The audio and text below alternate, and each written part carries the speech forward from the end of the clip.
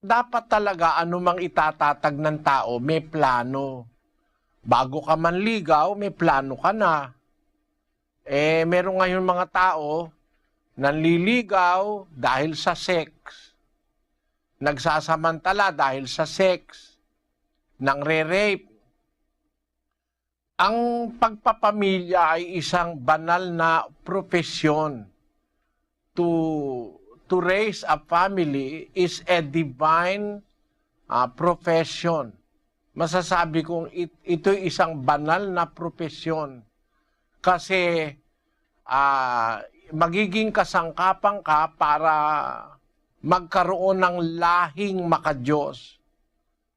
Basahin natin ang 2 ng Malakyas, kapatid na Daniel. At di baga siya'y gumawa ng isa, bagaman siya'y may labis na espiritu?